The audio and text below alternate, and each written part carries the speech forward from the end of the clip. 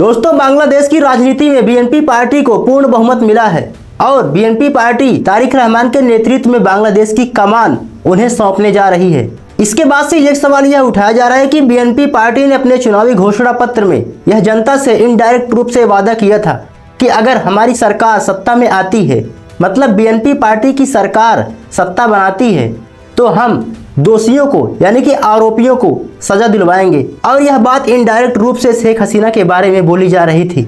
लेकिन दोस्तों, आज हम बात करेंगे कि तारिक रहमान के नेतृत्व में बांग्लादेश की कमान जिस प्रकार से वे प्रधानमंत्री के रूप में शपथ लिए हैं, वह शेख हसीना को वापस बांग्लादेश में प्रत्यर्पण किस प्रकार से कर सकते हैं और क्या यह सब करना तारिक रहमान के लिए इतना आसान हो पाएगा?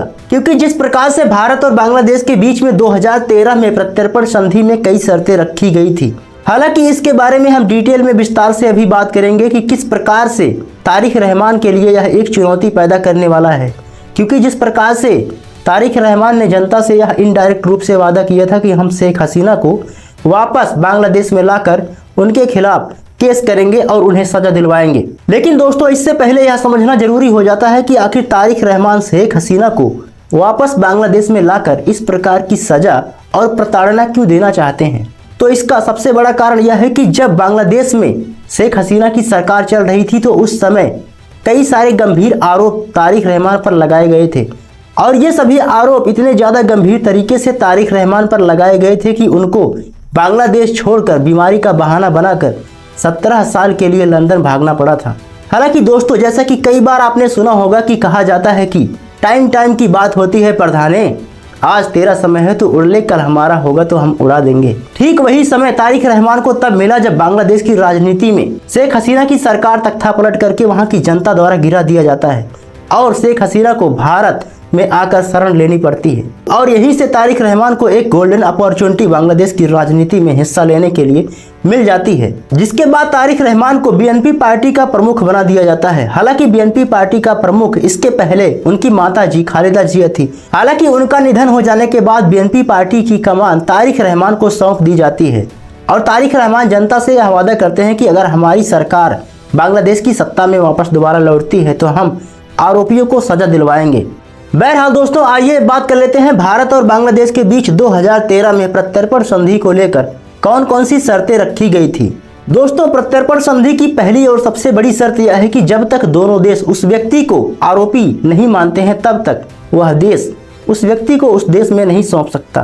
कहने का मतलब यह है कि केवल बांग्लादेश के कहने पर शेख हसीना को दोषी नहीं ठहराया जा सकता जब तक कि भारत भी यह न कहे कि शेख हसीना दोषी हैं और उन्हें ले जाकर सजा दिया जाए। दोस्तों, इसके अलावा प्रत्यर्पण संधि की दूसरी सबसे बड़ी शर्त यह है कि अगर भारत या किसी अन्य देश को यह लगता है कि यह राजनीति के बदले की भावना से प्रेरित है और राजनीतिक रूप से बदला लेने के लिए उस व्यक्ति को प्रत्यर्पण की मांग की जा रही है, तो ऐसे में वह देश प्रत्यर्पण नहीं करेगा। कहने का मतलब यह हुआ कि बांग्लादेश के नए पीएम तारिक रहमान शेख हसीना को एक राजनीतिक बदले की भावना से देख रहे हैं और उन्हें अपने देश में ले जाकर अपनी सरकार के द्वारा सजा दिलवाना चाह रहे हैं। बहरहाल दोस्तों, अगर मान लेते हैं कि भारत सरकार भी कल को यह मान ले कि शेख हसीना आरोपी हैं और उन्हें बांग्लादेश में प्रत्यर्पित कर दिया जाए यानी कि सौंप दिया जाए, तो क्या यह आसान होगा? बिल्कुल नहीं। क्योंकि दोस्तों, इस समय शेख हसीना भारत में रह रही हैं। अगर कल को ऐसा होता भी है तो उनके लिए सुप्रीम कोर्ट का दरवाजा खुला है और वह सुप्रीम कोर्ट में अपील भी कर सकती हैं। ऐसे में जब तक भारत की सुप्रीम कोर्ट शेख हसीना को आरोपी साबित नहीं करती है, उन्हें एक आरोपी के तौर पर नहीं देखती है, तब तक उन्हें भारत से बाहर प्रत्यर्पित नहीं किया जा सकता बांग्लादेश को। दोस्तों, इसे आइए और आसान भाषा में समझने की कोशिश करते हैं। जैसा कि दोस्तों शायद आप सभी को पता भी होगा कि 2016 में विजय माल्या भारत से पैसे लेकर ब्रिटेन भाग गया था और आज तक भारत सरकार के तमाम कोशिशों के बावजूद भी उसे भारत में वापस नहीं लाया जा सका है। इसके अलावा 2019 में नीरव मोदी ने भी भारत से पैसे लेकर लंदन भाग गया था और अभी तक वहां की सुप्रीम कोर्ट में ऐसे केस पेंडिंग पड़े हैं। दोस्तों, ऐसे ही एक नाम आता है मेहुल चोकसी का, जो भारत से भागकर एंटीगुआ की नागरिकता ले लिया था। दोस्तों, ऐसे में जब कोई व्यक्ति किसी देश से भागकर दूसरे देश में जाकर वहां की नागरिकता ले लेता है तो उसे दोबारा वापस भारत में लाना एक बीरबल की खिचड़ी की तरह काम करती है। कहने का मतलब ये हुआ कि इतना आसान नहीं होता। ऐसे में अगर कोई व्यक्ति भारत से भागकर दूसरे देश में जाकर वहां की नागरिकता स्वीकार कर लेता है तो यह प्रक्रिया और भी जटिल हो जाती है। तो इस प्रकार से भारत में उसे वापस लाना और ही ज्यादा मुश्किल हो जाता है और ऐसे मामले सुलझने में कई बार 5 से 10 साल का समय लग जाता है। और यही कारण है कि अभी तक भारत ने किसी भी आरोपी को वापस भारत में नहीं ला पाया है।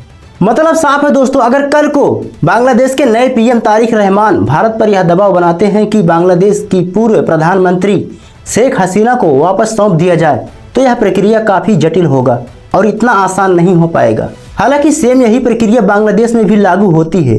अगर कल को भारत से कोई अपराधी भागकर बांग्लादेश में चला जाता है तो उससे दोबारा भारत में लाना ठीक उतना ही जटिल हो जाता है। बहरहाल दोस्तों, ऐसे मामलों में आपकी क्या राय है, कमेंट बॉक्स में जरूर बताएं।